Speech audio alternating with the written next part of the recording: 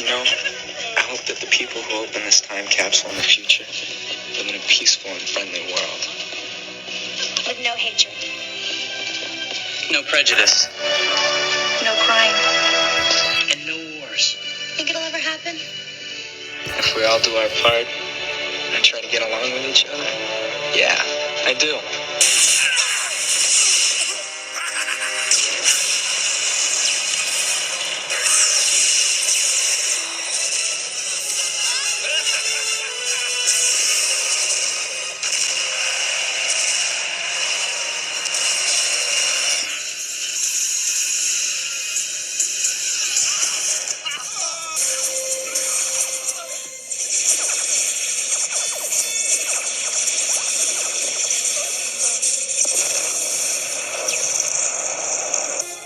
The future is full of surprises.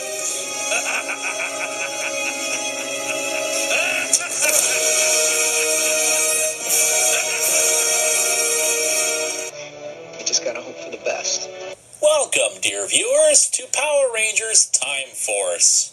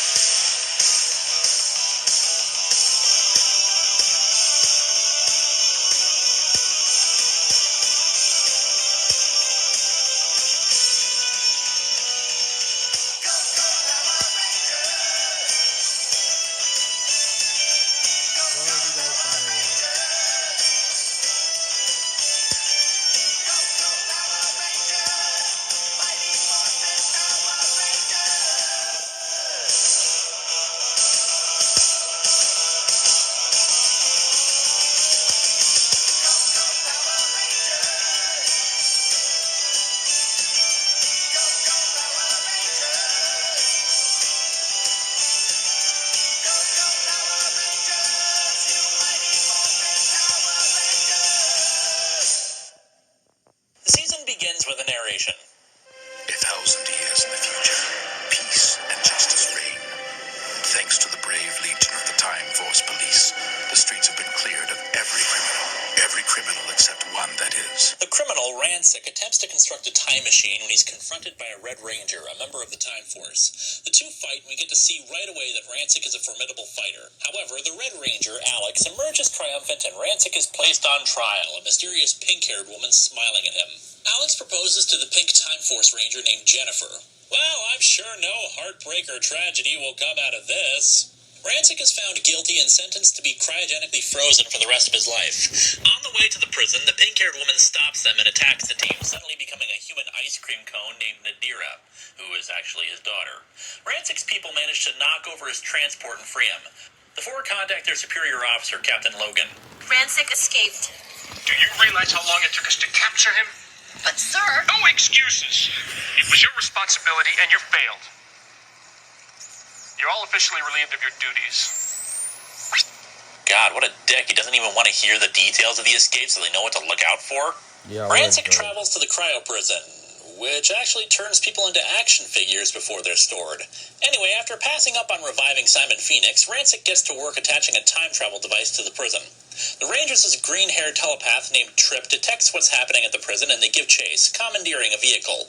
This is an emergency. We need to commandeer your vehicle. Get lost. Wait. Jen, you have to be polite.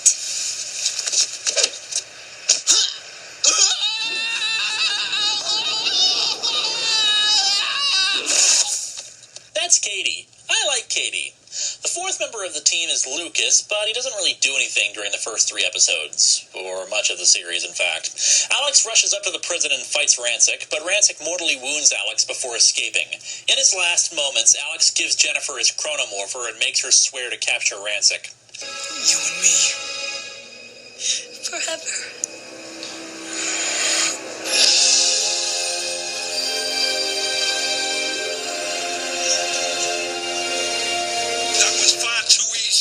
Rancic vanishes into the time stream, and the Rangers commandeer a time ship to go back and find him.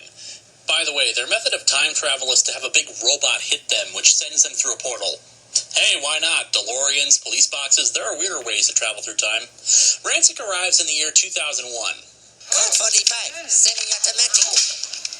Play-Doh. This is probably a good time to talk about the theme song.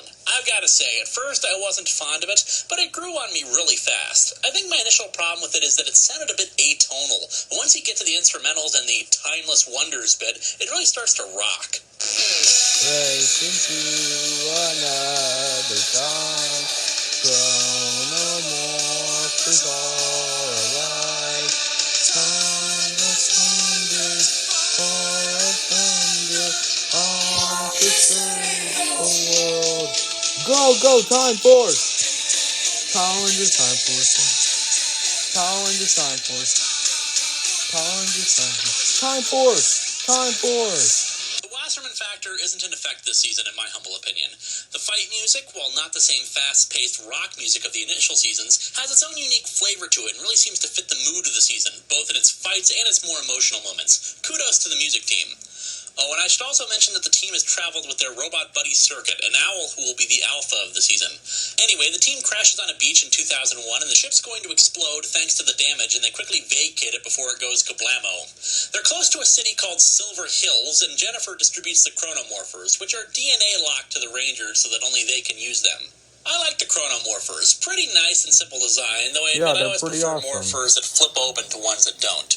This does beg a question, though, that's never answered in the series. Does every member of Time Force have a chronomorpher, or are the morphers something that the Force stole along with the ship? The four search for any signs of Rancic, and Jennifer briefly bumps into Wes, Alex's ancestor. Nadira, in the meantime, robs a jewelry store with this season's foot soldiers, the Cyclobots. The Cyclobots are apparently a very happy bunch, since they like to skip and dance as they move around, along with this weird arm thing. Yeah, that's the Rangers pretty intercept weird. Nadira and try to morph, but the morphers fail to activate. The Rangers, being police officers of the future, put up a decent fight, but they're outclassed by the robots. Jennifer is saved by Wes, and it should be noted that there's some really good acting this season, and Jennifer's reaction to Wes really encapsulates it. What was that all about?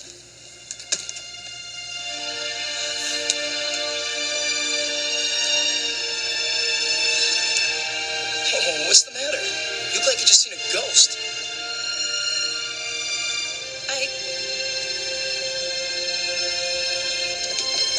Jen! Are you... Circuit discovers that the other morphers won't work without the red one being active, but that's coded to Alex's DNA. Since they need someone with close enough DNA, they decide Wes is their best bet. Wes is a rich kid who lives with an overbearing dick of a father and runs off with Jen at the first chance he gets. Jen explains the situation. My friends and I are from the year 3000. We're trying to recapture a gang of mutants that escaped through time and take them back with us. We think you may be the only one who can unlock these morphers so we can defeat them. Wes naturally doesn't believe her, but when Rancic Of launches course. another attack, the No one Rangers believes regroup and that. fight. Rancic No one easily believes knocks them all down. Did I mention Rancic can make swords from his bones that he pulls out of his body? Yeah, This that's season's weird. starting out kind of icky. Rancic rubs in the fact that he killed Alex, but Wes comes to help. Ready? Ready! Time Force.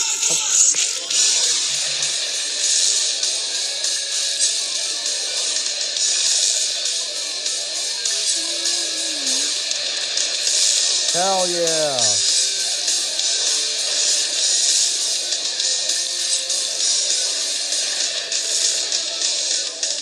The suits are awesome. The Cyclobots attack, but the Rangers pull off some Matrix moves and evade most of the blasts, save for the inexperienced Wes, but Jen explains that the suits protect them. Rancic and his forces withdraw for the time being. Jennifer takes away Wes's morphers since they only needed his help to unlock the morphers, and they go their separate ways. Following the Force from the Future two-parter, we learn that Rancic is suffering from a condition that seems to be mutating more deformed areas of his body. The other Rangers search through the wreckage of the ship for supplies and receive a transmission from Captain Logan. He stopped being a douche and informs them that with the time ship destroyed, the group isn't going to receive any backup, though they will be able to send weapons back to them. If they only have one time ship, why the hell are the police forces of the future called Time Force? Wes, spotting Nadira and the Cyclobots robbing a bank, which makes a little more sense than Divatox's efforts, since at least Rancic's forces are from Earth. The Rangers save him and drag him off, berating him for treating their situation like a game. Trip is actually on board with the idea of making him the Red Ranger, but since Jen is the one in charge, they follow her lead. Trip later goes to see Wes in private and explains to him about Alex. Wes meets up with the other Rangers and pleads with her to let him help the group while Rancic reanimates one of the criminal monsters. Detecting trouble, the Rangers head out to fight it, Jen offering Wes one more chance. The Rangers use their supersonic jet to head to the fight, which I don't believe they use very often on the show. When Wes strikes the monster with his chronal saber, he cuts off a part of the monster's flesh, exposing its mutant DNA and causing it to grow. Once again, Power Rangers shows the most bizarre science imaginable, but hey, I don't see Rancic tossing a magic wand to make his monsters grow either. Circuit contacts Captain Logan, and they send the Time Force Megazord out to them. This Megazord is made up of 5 jets, and they control it with, their swords. So in the future, we've abandoned the idea of buttons in favor of swords. Oh, and by the way, this look familiar?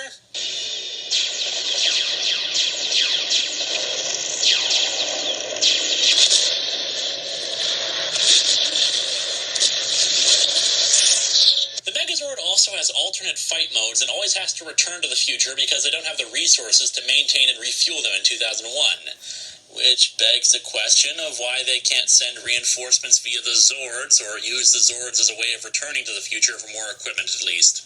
The monster is destroyed and turned into a toy so it can be a collectible again. With their victory, Jen decides to let him stay as the Red Ranger. He sets the group up in an abandoned clock tower, which they spruce up to be more livable. For some reason, they install the bell on the tower, which seems like a bad call considering they're going to, live inside of it and all, but I guess they have no other place to put it. It seems the clock tower also used to have an odd jobs business working out of it before, and they make it into a business so the 4 can have money. Wes is kidnapped by Rancic, who explains his backstory. In the future, genetic engineering allowed for children to be born with so-called perfect DNA and would be free of disease and deformity. However, out of some of the genetic sludge that spilled out, a mutant was born, Rancic. Rejected by humanity for his deformities, he gathered an army of other mutants and set out to conquer the world as revenge for his treatment. This does beg the question of who Nadira's mother is, but for the moment it shows that Rancic has a different sort of motivations for his actions than previous villains. When Wes asks about it, Jen says that people tried to help him, but he turned them away. After an incident with his father, where it seems clear to Wes that his father cares more for his business than the lives of others, Wes leaves his home and moves in with the other Rangers at the clock tower. Secretly, during an episode where Jen attempts to get her revenge on Rancic for killing Alex, we see Frax, Rancic's robotic scientific advisor, swear that one day robots won't be so oppressed. For the next few episodes, it's Frax's machinations for unleashing monsters and robots, but then the subplot seems to be mysteriously dropped. For the moment. Meanwhile, Wes's father constructs a Zord, Rame, to be used to defend Silver Hills and the world at large. Rame is a big friggin' tank that gets blasted pretty quickly, but I like how we see people trying to find new ways to fight the monsters when the Rangers are unable. Meanwhile, in the future, a mysterious person tests the new Zord, the Time Shadow, and sends it back to the past, fighting a lengthy and intensive battle against the giant robot Frax had constructed and destroying it. However, the Rangers are unsure of who could have sent the Time Shadow to help them. However, during the next episode, Circuit's historical database indicates no record of the Rame tank, and the Rangers realize that Rancic's presence has altered history, meaning that the world they eventually return to may not be the one they left. And of course, like great Megazords that have come before them, the Time Force and Time Shadow Megazords can be merged to create the Shadow Force Megazord. However, the story of the season made its first major advance in Worlds Apart. Wes's father introduces his own fighting force to combat Rancic, the Silver Guardians. One of their members, Eric, is an old prep school associate of Wes. Wes is especially pissed about the Silver Guardians, seeing them as just another part of his father's greed. You heard the report? The Silver Guardians only protect people who can pay for it. I used to look up to that man. Want to be just like him. But now I realize all he really cares about is money. All his big plans for me. Even I became just another business venture. Wes tells them some more about Eric, who always seemed like he had something to prove and saw prep school as just a bunch of lazy rich kids wasting their time. During a monster attack, the Silver Guardians and the Rangers are deployed to the same area. While the Guardians easily walk through the Cyclobots, the monster they're fighting is from the X-Vault, where all the most dangerous criminals in the prison were kept. Frax has gotten a hold of the X-Vault and is privately using them for his own means. After the Guardians fail to stop the monster, Wes takes a blast for the Guardians, both his father and Eric seeing that it's him behind the cracked visor. Mr. Collins briefly confronts his son, trying to tell him that it isn't about the money, but Wes refuses to listen. All my life, I've done what you wanted me to do. But now I'm in control of my own future. At an archaeological dig, an energy box is discovered that's been in the soil since at least the Jurassic period, as well as cave markings showing a robotic dinosaur. Rancic, seeing the news report on it, recognizes it as part of the Time Force and dispatches a monster to take it, saying that it's the powers of the Quantum Ranger.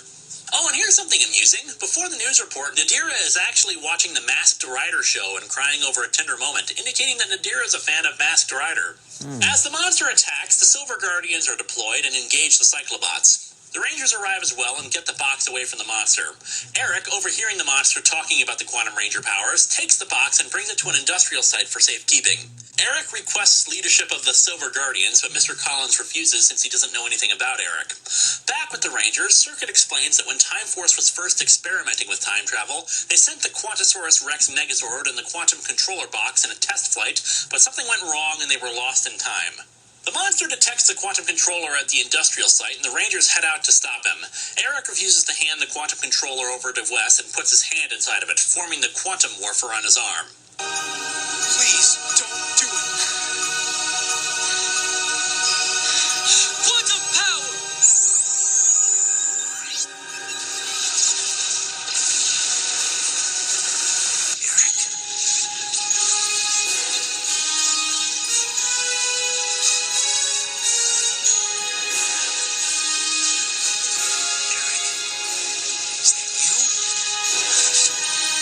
Eric? Eric tears through the Cyclobots and the monster with his gun, the Quantum Defender.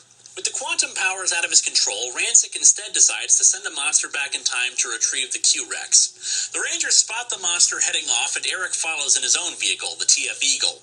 Wes leaps out of the Eagle as it travels into the past. The two get separated after an encounter with a dinosaur, Wes going over a cliff and Eric happening upon the cave where the quantum controller was kept. He realizes from the cave paintings that the Q-Rex is inside a volcano. Wes and the monster both come upon the Q-Rex, which is active and walking around. Also, no idea how the heck Wes survived the fall off a cliff when there's no indication that he morphed or anything. The monster manages to get to the Q-Rex first as Wes and Eric fight, Eric refusing to let Wes go in after them. The monster sends the Q-Rex into the future as Eric takes off in pursuit of the Q-Rex, at first leaving Wes behind, but then goes back and saves him from the erupting volcano. The Q-Rex goes on a rampage, and the Time Force Megazord heads out to stop it, but even with the assistance of the Time Shadow, the Rangers are no match for the Q-Rex's firepower. However, the Q-Rex is damaged, so it withdraws to initiate self-repairs. Wes tries to convince Eric to give up the morpher to him, but Eric reveals that Mr. Collins is planning to hire the other Time Force Rangers. After all, they're only here to stop Rancic, right? And with Collins' money and technology, that have everything they need to stop him. While Collins goes to the clock tower, Wes and Eric fight for the quantum morpher, but are interrupted by the return of the Q-Rex. The other Rangers arrive, revealing that they rejected Mr. Collins' offer. Eric, worried about the Rangers' safety, distracts the Q-Rex and destroys the control device, taking control of it himself. The Q-Rex transforms to its Megazord mode and defeats the monster. With the Q-Rex under his control, Eric is given command of the Silver Guardians. Collins begins having his team research the Quantum Ranger powers so that all of the Silver Guardians can have the Ranger technology at their disposal. There are a number of filler episodes where Eric appears but doesn't really do much, but we do see the shades of a good man behind his brash, angry personality. When Tripp scans him telepathically, he does see that he's a decent person, but he's lonely.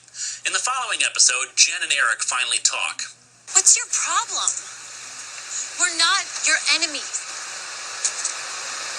You're not my friends either. That's your choice, not ours. Maybe if you'd lose that attitude, you'd get to know us a little better. But I doubt that'll happen. I know more about you than you think. I know that you and your friends aren't even from here. Do me one favor. Don't tell anyone that we're from the future, especially Mr. Collins. It could ruin everything we're working for. I'm not making any promises. While their talk doesn't really go well, Eric does decide to not reveal to Mr. Collins that the Rangers are from the future. During the preceding fight, the mysterious person in the future engages the Mega Battle for the Quantum Powers, essentially a battleizer mode. Behold, Rangers on rollerblades! There's a two-part filler episode that I'm sure people want me to talk about, Movie Madness. I think it's because Rancic, played by Vernon Wells, dresses up in Mad Max gear briefly, because Vernon Wells was also in Mad Max. He was also Bennett in Commando. However, I don't really care much for the two-parter. It's just harmless fun. There are amusing bits, and I thought the movie preferences might reveal more about the characters, but frankly, the only ones that seem to make sense are Jen's love of kung fu movies and Wes's love of westerns. The rest are pretty superfluous, especially the odd choice of Katie in romantic musicals, or at least really bad musicals, given the one she's put in. There is no sweeter rose than you, no sky that matches your eyes so blue. This is such a strange way to meet, but you swept me right off of my feet. In an episode called Time Force Traitor, we learned that Jen's first partner used to be a mutant named Steelix. Steelix was bribed by Rancic and other criminals to reveal classified Time Force files before Jen found out and he's sworn revenge. However, while it serves mostly as filler, the most interesting thing we learn is that the mysterious man who sent the time shadow to the Rangers is, in fact, Captain Logan's superior. We still don't know who he is or if Logan knew that it was him who sent the time shadow, but it does raise several questions. At the end of the episode, the mysterious man finally speaks. There's something else. Yes. I'm afraid the future is shifting. It may be time for me to get involved. It took about 15 episodes, but we finally resume Frax's own efforts to overthrow Rancic and destroy the Rangers. Frax heads into the X-Vault and retrieves a mutant who starts infecting people with the mutation that's affecting Rancic, Venomark. What's wrong, Daddy? He's just another mutant. Wrong. Venomark and I have a long history. Venomark attacked me one dark, rainy night. The pain from his bite was so immense I couldn't even cry out for help. As his venom rushed through my veins, my flesh began boiling and mutating right before my eyes. It surely would have been the end of me had not a most foolish and naive doctor stopped to help me. The doctor, Louis Ferrix, is also the inventor of the Cyclobots and takes Rancic back to his lab. However, because of Rancic's mutated DNA, he's going to need to take the serum for the rest of his life. Why would you, a human, help me, a mutant? Humans, mutants, robots, it makes no difference to me. I just live here peacefully, building my mechanical friends.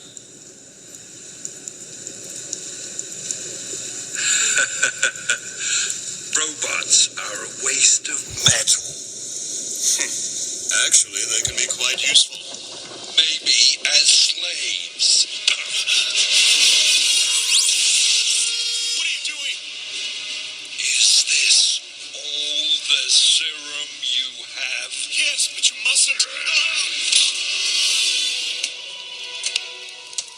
You're as foolish as your robots.